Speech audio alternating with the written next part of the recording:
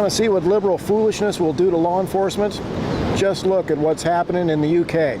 Hello everybody, Wild Bill for America here. And last year in England, the British police went banging on the doors of 3,300 people to drag them off to jail because, get this, they posted negative things about Islam on the internet.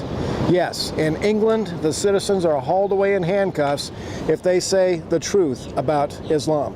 That, my friends, is Islamic terrorism in action, using force to frighten people into submitting to Islamic demands. As a 20-year veteran law enforcement officer, I am ashamed to see British police officers acting as enforcers for the Muslim Brotherhood.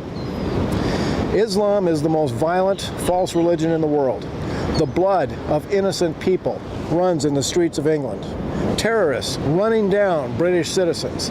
A young British soldier not long ago had his head chopped off in broad daylight. Knife attacks, acid attacks, where Muslim men throw acid in the faces of non-Muslim women, and the rapes. And who does the British government go after? Citizens who stand against the dirty deeds of Islam. Shame on British police officers who take their orders from the local mosque rather than British common law. And double shame on the despicable British politicians who are selling their country out to Islamic Jihad. Graham Moore is one of those British citizens who has the courage to speak out. Graham Moore has assaulted no one, destroyed no property. He just speaks out against the brutal violence that Islam is bringing to the UK. Graham Moore goes on trial this month. He does a regular internet talk show on Motivate Radio. I've been on his show a few times. He sent me this t-shirt that I wear proudly. England is no longer a free nation.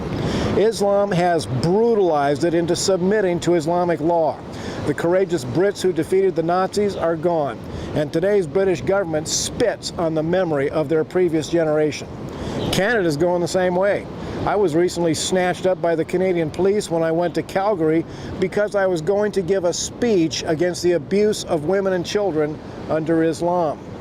The Canadian government is surrendering to the terrorists just like the British government.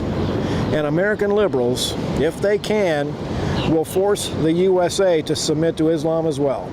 But fortunately, in all three countries, there's a remnant who recognize the evil of the most violent false religion on earth and dare to sound the alarm. 3,300 of those people were put in chains by the British police, the Jihad police, the Muslim Brotherhood British police. If you love freedom, remember these men and women who are suffering at the hands of corrupt government officials.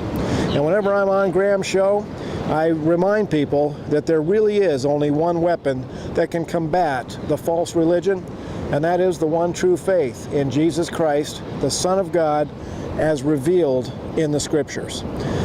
The UK, Canada, and the USA must return to their Christian roots. They must find their faith and their courage to stand strong and defeat the most violent false religion on earth before it snuffs them out. This is Wild Bill for America. Thank you for watching, and America bless God again.